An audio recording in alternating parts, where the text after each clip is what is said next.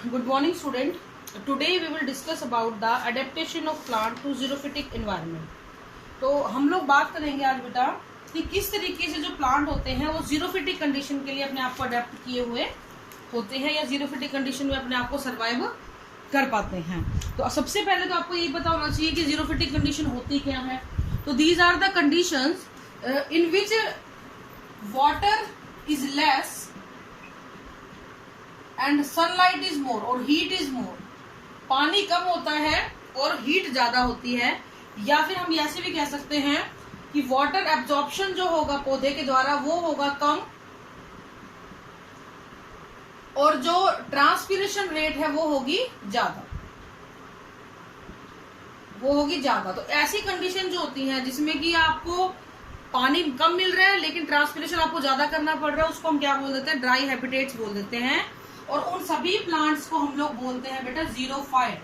वो सभी पौधे जो कि ड्राई हैबिटेट में मिलते हैं उनको हम क्या बोलते हैं, जीरोफाइट प्लांट्स बोलते हैं। जीरोफाइट्स ऐसे इसको बोल जाता है। इन कंडीशंस को जीरो कंडीशन बोलते हैं। हाई रेट ऑफ ट्रांसपिरेशन और लो रेट ऑफ वाटर एब्जॉर्प्शन यहाँ पे होता है। अब इस हिसाब से यहाँ पे मिलने वाले पौधों ने ना कुछ चेंजेस अपने अंदर कर लिए, कुछ बदलाव अपने अंदर कर लिए हैं। उस हिसाब से हमने इनको 4 कैटेगरी में बांट दिया है बेटा। कौन कौन सी है वो category, ephemerals, annual, succulent plant and non succulent plant. इसको हम लोग बोल सकते हैं drought escaper, drought evaders, drought resistance और ड्रॉट इवेडर्स, एस्केप एंड्यूरर। ठीक है, तो ये नाम दिए गए हैं और ये नाम के हिसाब से इनके काम भी हैं। लाइक अगर हम एफिमेरल्स की बात करते हैं ना बेटा, तो ये प्लांट जो होते हैं सिर्फ और सिर्फ बारिश में आते हैं, यानी कि जितना टाइम बारिश रहेगी उतना टाइम ये पौधे मिलेंगे, उसके अलावा ये पौधे गायब हो जाते हैं। ठीक है, बारिश के दिनों में रहते हैं, गायब नहीं होते हैं, ये अपने आप को सीड में कन्वर्ट करते हैं। कहने का मतलब कि ये सिर्फ और सिर्फ कब कब उगते हैं, जब जब आपकी बारिश हो रही होती है। बारिश के सीजन में जर्मिनेट करेंगे, बारिश के सीजन में ही फ्लावरिंग होगी, फ्रूटरिंग होगी, और फाइनली जैसे ही बारिश खत्म होने वाली होती है इन पौधों के बीज बन जाते हैं और बाकी जो सारा टाइम होता है वो बीज की तरह निकालते हैं। ठीक है, इसमें आपके एग्जाम्पल आते हैं बोराविया और यूफोर्बिया। ठीक है, इन सिस्टम के इन पौधों को हम बोलते हैं एफिमेरल्स या ड्रॉट एस्केपर। ड्रॉट एस्केपर का मतलब है जैसे ही सूखा आने वाला होता है ना, उससे पहले ही भाग जाते हैं। एस्केप का मतलब क्या होता है, भाग जाना, यानी सूखा आने से पहले ये क्या करेंगे, भाग जाएंगे। फिर आते हैं बेटा आपके ड्रॉट इवेडर्स। ये एनुअल प्लांट होते हैं। ये फिर भी थोड़ी बहुत शर्म करते हैं कि चलो हम रेगिस्तान में रह रहे हैं तो हम रेगिस्तानी एनवायरनमेंट को महसूस तो करें। तो ये बारिश के बाद भी 2-3 हफ्ते तक अपने आप को सर्वाइव रखते हैं। तो इन ऑर्गेनिज्म को हम लोग क्या बोलते हैं, ड्रॉट इवेडर्स बोलते हैं। यानी कि ये ड्रॉट्स के साथ बारिश के बाद भी कुछ हफ्तों तक जीवित रहने की कोशिश वहां पे करते हैं। इनकी पत्तियां छोटी होती हैं, थिक होती हैं, उनके ऊपर वैक्स की लेयर मिलती है, हेयर की कोटिंग भी होती है। इसके एग्जाम्पल है इकाइनोपस एंड सोलेनम। इकाइनोपस, सोलेनम। ठीक है, अब आते हैं बेटा आपके सक्यूलेंट प्लांट। ये है ड्रॉट रेसिस्टेंस, यानी ये अपने अंदर कुछ ऐसे चेंजेस ले आए हैं जिसकी वजह से बॉडी जो है ड्रॉट को रेसिस्ट कर जाती है, उसके प्रति उन्होंने अपने अंदर कुछ ऐसे बदलाव ले आए हैं जो कि जिनको रेसिस्ट कर सके, सहन कर सके। जैसे कि इनकी फ्लैशी लीफ और स्टेम हो जाती है। अगर इनकी लीफ फ्लैशी होती है तो उसको हम बोलते हैं काइलोफिली। अगर इनका स्टेम फ्लैशी होता है तो उसको हम बोलते हैं काइलोकॉली। अगर इनकी रूट्स फ्लैशी होती है तो इसको हम बोलते हैं काइलोराइजा। और अगर इसके एग्जांपल मैं आपको देना चाहूंगी, जहाँ पे स्टेम फ्लैशी होता है उसका एग्जांपल है ओपनशिया। जहाँ पे लीफ फ्लैशी होती है आप सब जानते हो, एलोवेरा।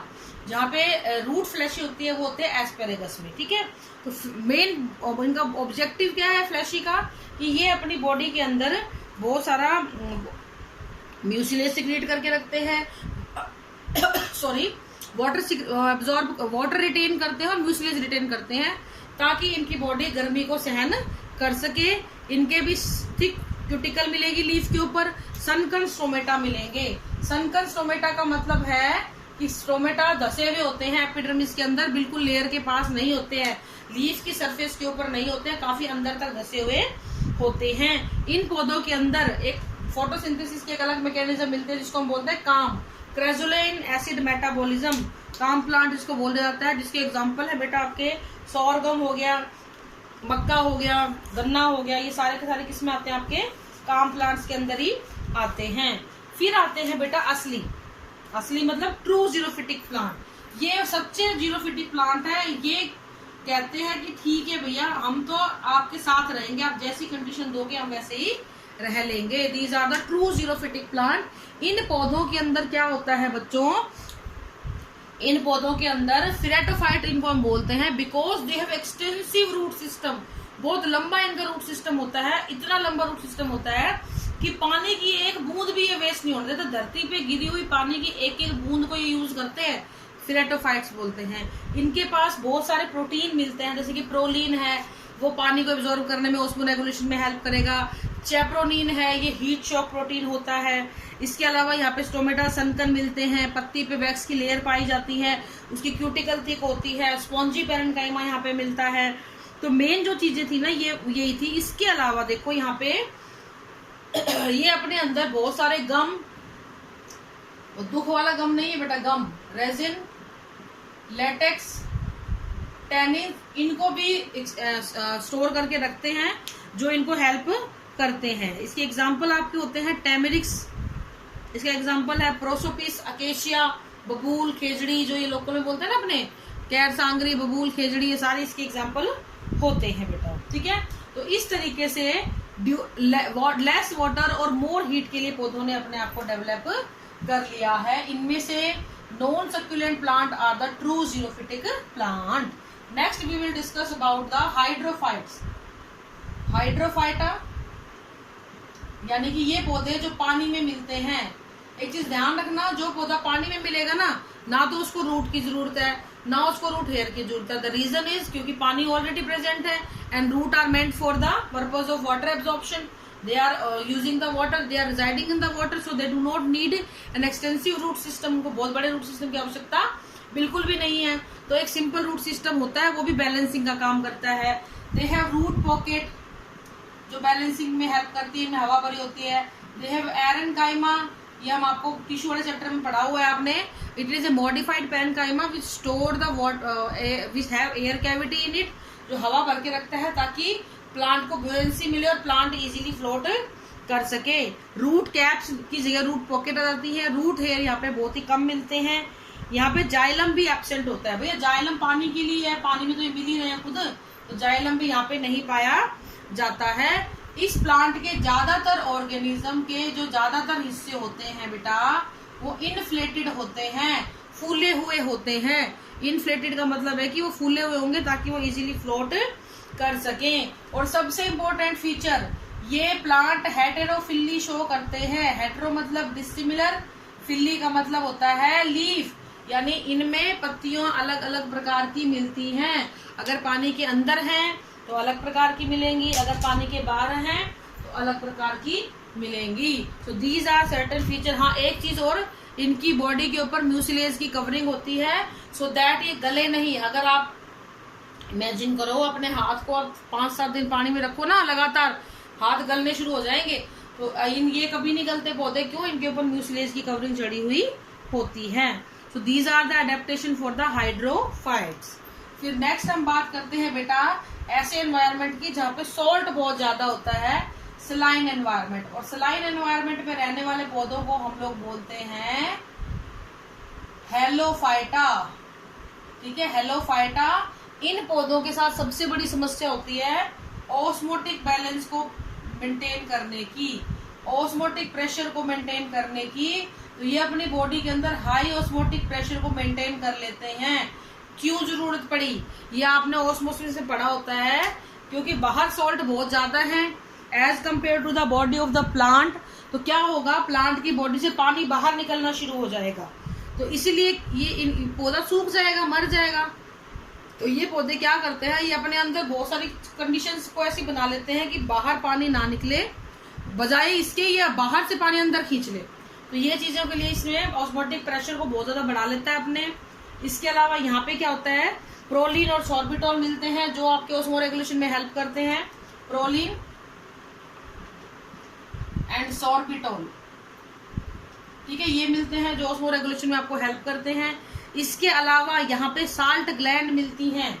ये साल्ट ग्लैंड क्या करती है पौधे के अंदर, इसको चॉक ग्लैंड भी बोलते हैं, ये पौधे के अंदर सॉल्ट्स को बढ़ाती है जिससे पौधे के अंदर और बाहर के एनवायरनमेंट जो है वो लगभग एक सा होता है, पानी का खिंचाव पौधे की तरफ हो जाता है।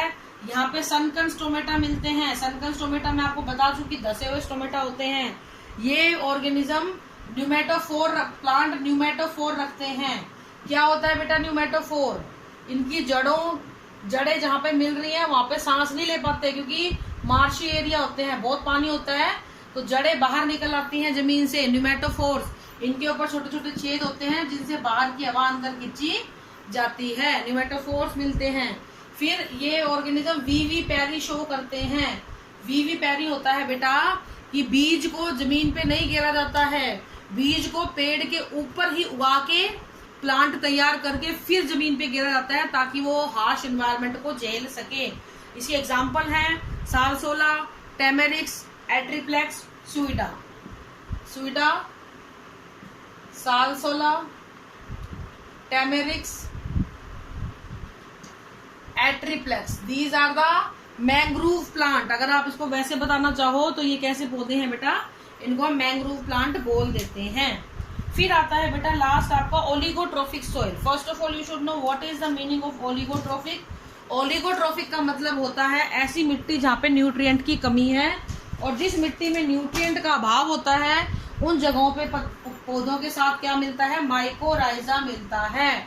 और माइकोराइजा का मतलब है, माइको मतलब फंगस और राइजा मतलब रूट, यानी कि roots of higher plant are in association with fungus, ताकि पानी की मिनरल्स की कमी को पूरा किया जा सके। ठीक है बेटा, this is all for today. This is the plant adaptation. Tomorrow we will discuss animal adaptation. Thank you and have a nice day.